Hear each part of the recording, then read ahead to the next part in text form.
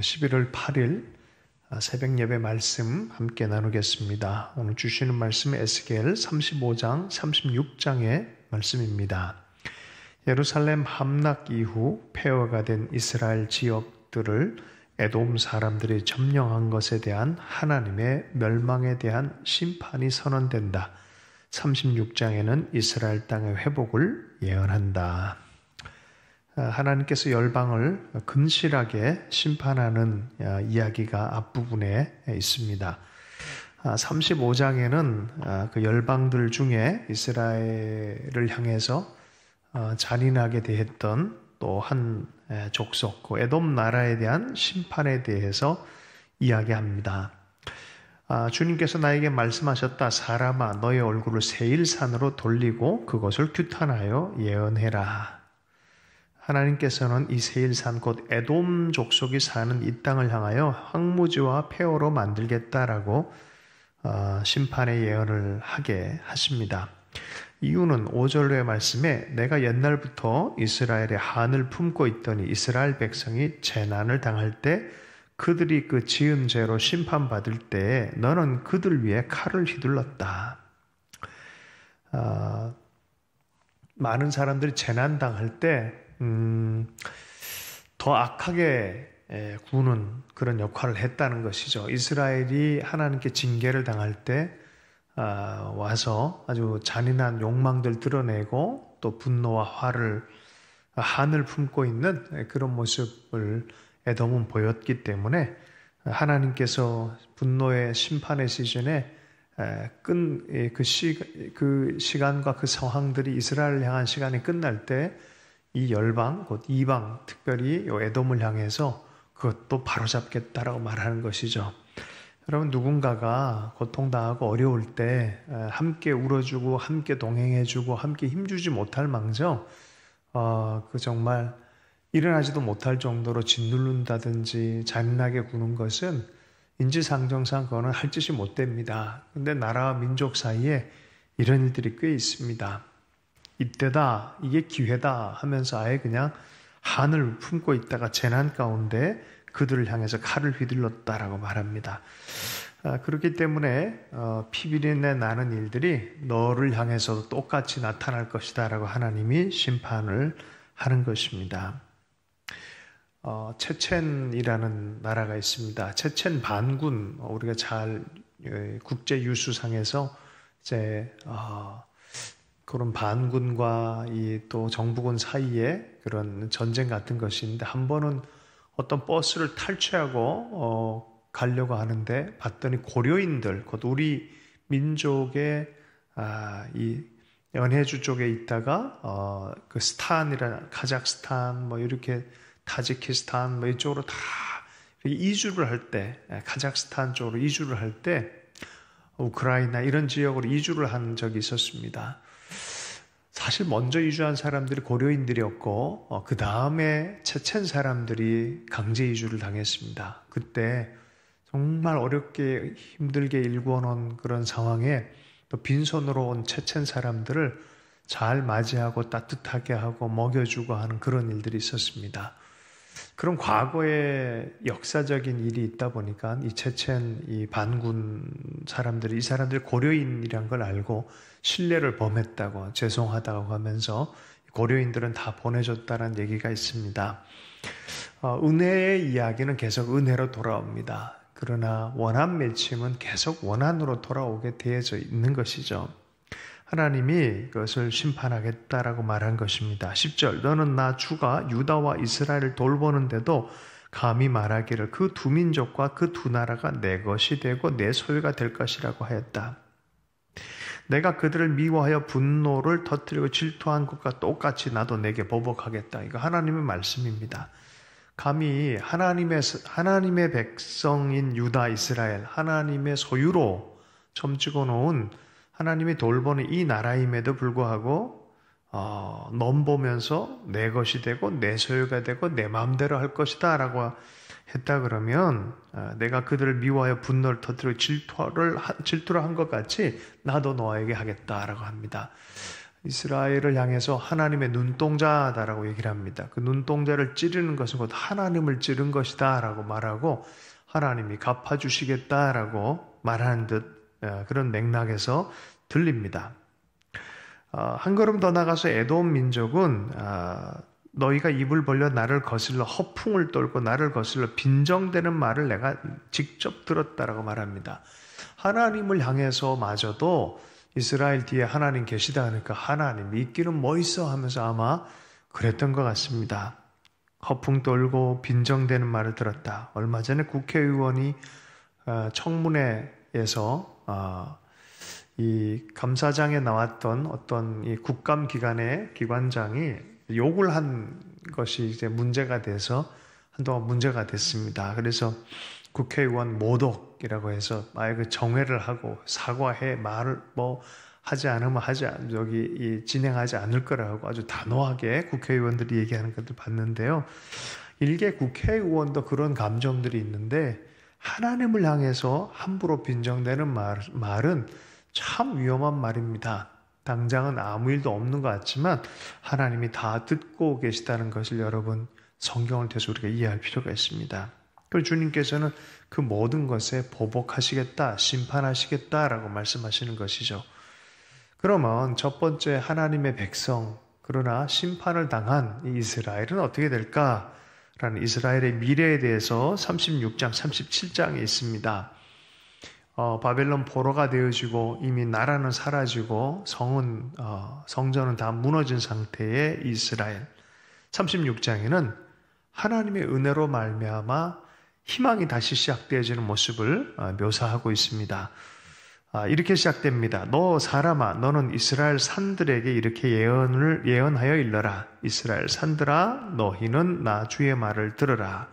여기서 이스라엘 산들은 만약에 우리가 백두산하 한라산하라고 말하면 한반도 전체를 얘기하는 것처럼 이스라엘 산들아라는 것은 사실 이스라엘 땅 전체를 상징하는 그런 상징 언어입니다. 이제 이스라엘 땅을 향해서 선포하는 것이죠. 예전부터 원수들이 차지하려는 생각을 했던 그 이스라엘입니다. 그런데 하나님께서 예언을 이렇게 하라고 합니다. 나 주 하나님이 이렇게 말한다. 그 원수들이 너희를 황폐하게 만들었고 사방에서 너희를 삼켜버리려 너희가 다른 민족의 소유가 되었으므로 너희가 사람들의 입에 오르내리며 조롱거리가 되었다. 그러므로 모든 민족들이 약탈하고 조롱거리게 된 이 성읍들에게 말한다. 하나님이 맹렬한 질투로 그대로 쏟아서 남아있는 이방 민족들과 에돔 온 땅을 쳐서 말한다. 하나님께서 결국은 자기 소유를 다시 차지하시겠다라고 말합니다. 다시 찾아오겠다라고 말하고 회복시키겠다고 말하는 것이 바로 이스라엘을 향한 예언입니다. 이것은 이스라엘이 받을 복입니다. 6절이요. 그러므로 너는 이스라엘 땅을 두고 예언하고 산과 언덕에게 시냇물과 골짜기에게 전하라. 나 주 하나님 이렇게 말한다. 너희가 뭇 민족에게 수치를 당하게 했기 때문에 내가 질투와 분노를 그대로 쏟으면서 말한다. 그러므로 나 주 하나님 이렇게 말한다. 내가 직접 내 손을 들고 맹세하였다. 진실 너희 사방에 있는 이방 민족들이 스스로 수치를 당하게 되어지고 내 백성 이스라엘이 고국으로 돌아올 것이다. 그리고 내가 너희의 편을 들겠다라고 말하면서 9절 이하에 보면요. 내가 너희에게로 얼굴을 돌리며 사람들이 너희 산악지대를 갈아서 씨를 뿌릴 것이다. 내가 네 편 되어지고 내 얼굴이 너희를 향해서 애정어린 눈으로 얼굴로 보기 시작하면 사람들이 돌아올 것이다. 다시 건설되어질 것이다. 산들아, 이스라엘의 산들아. 그 산들 위에 사람과 짐승이 많아지고 숫자도 많아지게 될 것이다. 12절 내 백성 이스라엘 다시 다니게 될 것이다. 자식들은 빼앗기지 않고 너희는 그 모든 일들이 모든 빼앗아 갔던 것들이 다 다시 찾아가지는 그런 일들이 있을 것이다. 15절 내가 다시는 이방 나라들이 너를 비웃지 못하게 하며 뭇 민족이 다시는 너를 조롱하지 못하게 하겠다. 너도 다시는 내 백성을 넘어지게 하지 않을 것이다. 이스라엘은 이스라엘 스스로를 넘어지게 했어요. 이스라엘은 이스라엘 백성들을 스스로 핍박을 했었어요. 그리고 우상 숭배를 했고 죄 없는 사람의 피를 흘렸고 그러므로 말미암아 그 땅을 더럽혔던 사람들인데 그것에 대해서 각성하고 그런 일들을 하지 않는 내적 교훈과 내적인 분명한 하나님의 뜻을 붙들게 되는 그런 이스라엘로 다시 회복될 것이다라고 말하고 있습니다. 예전에는 월경 중에 있는 여자의 부정함과 같이 늘 부정함이 있는 그런 이스라엘이었지만 죄 없는 사람 피를 흘리고 우상 숭배로 가득 채워진 그런 이 이스라엘이었지만 이제는 하나님의 거룩한 이름 때문에 여러분 여기서 되게 중요한 얘기입니다. 이스라엘의 장점, 이스라엘의 훌륭한 점, 이스라엘의 경건, 이스라엘의 어떤 솜씨 이런 것이 아니란 거예요. 이스라엘과 함께 언약을 맺은 거룩한 하나님의 이름, 곧 명예 때문에, 하나님의 명예 때문에 하나님 스스로가 이스라엘을 향해서 놓지 못할 정도가 아니라 회복시킬 수밖에 없는 하나님의 이름, 그 이름은 바로 그 하나님의 인격을 또한 표시하고 있어요. 하나님의 이름들을 쭉 나열하다 보면 하나님이 어떤 분인지 여호와 샬롬, 여호와 이레, 의의 하나님, 이렇게 하나님의 이름을 쭉 나열하다 보면은 그 거룩한 이름의 의미들을 알게 되어집니다. 바로 그 하나님의 하나님 되심 때문에 그들이 회복될 것이다 라고 말합니다. 너희가 훌륭해서가 아니다. 너희를 생각해서라는 것보다 하나님 스스로에게 기대어서 하나님 스스로의 성실하심 때문에 바로 이스라엘 백성이 회복된다는 거야. 여러분 이것은 내 의, 내 거룩이 아니라 그분의 의 때문에 그분의 은혜로 말미암아 이스라엘이 회복될 것을 약속받은 것입니다. 얼마나 놀랍습니까? 나는 이미 힘이 하나도 없어요. 나는 어떤 것도 할 수 없어요. 걱정하지 마. 모든 게 다 지불되었어. 나는 일어날 힘도 없어요. 아니야, 걱정하지 마. 하나님이 힘을 발휘하실 거고 은혜를 주실 거야. 모든 것이 주님께서 행하시겠다라고 하는 이런 말도 안 되는 약속을 주신 거예요. 이스라엘은 이미 끝났어요. 나라로도 존재할 수 없습니다. 그런데 그걸 돌이킨다고요? 회복한다고요? 산들이 회복되어지고 짐승들이 다시 돌아오고 농사가 다시 지어지고 풍요로운 소출이 난다고요? 이게 상상도 할 수 없는 일이에요. 근데 하나님 그렇게 하시겠다. 왜요? 하나님의 약속 때문에, 그분의 이름 때문에, 약속한 것이기 때문에. 그러므로 이것은 철저하게 내 의가 아니라 하나님의 은혜입니다. 어떤 방식입니까?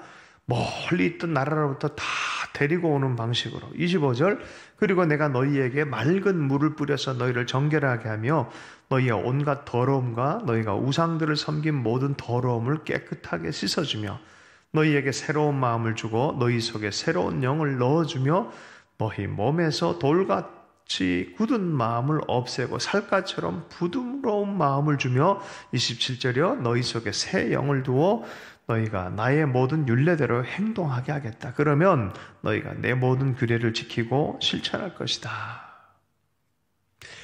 내가 가지고 있는 자연적인 힘이 아니라 그분이 보내주는 성령을 통하여 마음이 정결하게 되고 그분의 성령의 능력으로 주의 말씀에 순종할 수 있는, 그리고 말씀의 열매를 맺을 수 있는, 하나님의 길을 걸어가게 하는 하나님의 능력으로 하나님의 백성이 되는 그런 일들을 하나님이 친히 행하시겠다는 것이죠. 예수 그리스도의 십자가와 성령의 파송을 통하여 우리는 바로 여기에 부름을 받은 사람들입니다. 그 결과는 무엇입니까? 너희는 내 백성이 되고 나는 너희의 하나님이 될 것이며, 직접적으로는 바로 흩어진 이스라엘, 다 끝나버린 이스라엘 향해서 하나님 그것을 행하시겠다고 하고, 이것이 궁극적으로 연결되는 것은 바로 하나님을 예수 그리스도로 말미암아 하나님을 알고 성령의 파송을 받은 하나님의 백성으로 여김받은 이방인, 유대인 모두 합쳐진 그리스도의 몸된 교회를 또한 의미하기도 합니다. 회복의 때 내적인 기준이 생깁니다. 한번 넘어지고 나면 건강을 잃고 나면 건강이 얼마나 소중한지, 하나님의 땅, 하나님의 말씀을 잃고 나면 그것이 얼마나 소중한지, 그래서 과거를 생각해 보면은 얼마나 역겹고 얼마나 잘못되어졌는지 바른 영적 기준이 생겨서 다시 돌아오는 자기 스스로를 미워하게 될 거란 거예요. 영적 눈이 생겼어요. 과거에는 자기가 뭘 잘못했는지도 몰랐는데 성령이 임하고 말씀이 새롭게 하고 맑은 물로 씻겨지고 나니까 말씀으로 씻겨지고 나니까 무엇이 옳고 그름인지 분명히 구분이 되기 시작합니다. 하나님의 것이 무엇이고 세상의 것이 무엇인지도 명확한 구분이 생깁니다. 그래서 과거 행실을 부끄러워하고 수치로움은 이해하게 되고 알게 되어진다고 합니다. 과거의 것으로 돌아가지 않는 그런 경계의식도 생기겠죠. 어쨌든 돌아온 사람들, 또 주변의 성읍들, 또 폐허 위에도 집을 짓게 하는 이 모든 형태를 설명하는 것이 이 35절의 묘사입니다. 황폐하던 바로 그 땅이 이제는 에덴 동산처럼 되었고 폐허와 항무지가 됐던 성읍마다 성벽이 쌓여 올라가서 사람 사는 땅이 되었다고 할 것이다. 황무지가 에덴 동산처럼 변할 것이라는 거예요. 여러분, 이것이 바로 하나님 안에 약속을 가진 사람들입니다. 그리스도 예수 안에서 약속을 품고 십자가 복음을 품은 사람들의 궁극적 삶입니다. 하나님이 죄와 저주를 이기시고 우리의 세상적인 또 죄 아래에 있는 심판받을 수밖에 없는 이 모든 것들을 성령을 통하여 십자가를 통하여 우리를 받으시고 정말 황폐해져 버리고 죄로 인해서 그 죄 아래에 있는 붙들린 인생을 정말 에덴 동산에 자유했던 그 원래의 상태로 돌리고 환경도 그렇게 변화시켜주는 그런 역사를 하나님이 직접 행하시겠다는 거예요. 예수 그리스도를 영접하고 성령과 함께 살아가는 것이 바로 이러한 것입니다. 에스겔의 말씀처럼 또 문자적으로도 이스라엘을 향해서 역사 안에 이런 일이 정말 생길까라고 소망했던 사람들이 20세기가 되어지면서 1900년을 넘어가면서 이스라엘의 탄생, 국가적 탄생을 보며 이 말씀의 성취에 대해서 또 생각해 보는 사람이 많습니다. 아니라고 하기에는 너무나 강력한 일들이 사실 일어나기 때문에 조심스럽게 말씀과 종말의 현상과 지금의 이스라엘을 바라보면서 우리가 가고 있는 시대를 삽니다. 그러나 분명한 것은 유대인이나 이방인이나 다 복음 안에 예수 그리스도의 복음으로 구원받는 바로 그 길이 활짝 열려져 있다는 것입니다. 누구든 그 길로 들어오기를 주님께서는 원하십니다. 마지막으로 말씀 한 절 읽고 마무리하겠습니다. 37절입니다. 나 주 하나님이 말한다. 이제 나는 다시 한번 이스라엘 족속을 시켜서 내게 도움을 간청하게 하겠고 그들의 인구를 양떼처럼 불어나게 하겠다. 성회 때마다 거룩한 제물로 바칠 양떼가 예루살렘으로 몰려들듯이 폐허가 된 성읍들이 사람들로 가득 차게 하겠다. 그때야 비로소 그들이 내가 주인 줄 알 것이다. 그 폐허 같은 그 땅이 사람들로 돌아오게 하겠다. 1948년에 이스라엘이 5월 14일 아래 한 국가가 생겼습니다. 곧바로 전쟁이 일어나서 원하지 않는 사람들, 1967년도에 또 전쟁이 생겼습니다. 예루살렘이 회복됩니다. 참 희한합니다. 그리고 그곳 가운데 예수 믿는 유대인들이 우후죽순처럼 일어나기 시작합니다. 지금은 기독교에 대해서 부정하지 않고 도움을 요청하는 이스라엘로 점점 변하는 듯한 느낌이 듭니다. 여러분, 어느 순간에 이스라엘 나라가 예수 그리스도를 주로 고백하는 강렬한 역사가 만약에 일어난다 하면 그것은 성경의 약속대로 또 마지막 때에 돌아오겠다고 하는 그런 약속이 성취되어지는 때가 아닌가 하는 짐작을 하게 됩니다. 어쨌든 하나님의 뜻은 폐허로 두는 것, 약속의 사람들을 멸망에 남겨두는 것이 주의 뜻이 아니라 하나님께서 놀라운 회복을 준비하고 있고 또 수많은 사람들이 몰려드는 풍성한 것으로 인도하고 계신 것을 여러분 확신하기를 원합니다. 믿음의 마지막은 영혼 구원이고 하나님 풍성한 생명인 줄로 믿습니다. 계속해서 믿음의 경주를 잘 달려가는 주님의 사람들 되기를 축복합니다. 주신 말씀 붙들고 기도합니다. 하나님 아버지, 이스라엘이 받은 복, 또한 받을 복에 대해서 오늘 좀 나누며 하나님의 주권을 인정해드리고 그리스도 안에서 우리도 신앙의 여정을, 믿음의 여정을 끝까지 달려가게 해주시고 마침내 승리할 것을 확신하며 또 사도 바울처럼 아버지 하나님, 이 여정 끝난 뒤에 하나님께서 예비하신 의의 면류관을 받겠다고 했던 그 마음처럼 우리도 하나님께서 예비하신 가장 좋은 그림을 향해서 더 좋은 그림을 향해 달려가고 있다는 것을 확신하며 하루하루 믿음의 여정 잘 살아갈 수 있도록 은혜 허락해 주시기 원합니다. 이 아침에 깨어서 기도하는 하나님의 사람을 축복해 주시고 말씀 안에서 전진하는 역사가 있게 해주시고 성령 안에서 계속 깨어서 기도할 수 있도록 축복하여 주시옵소서. 모든 것 주님께 의탁합니다. 예수 이름은 축복하며 기도했습니다.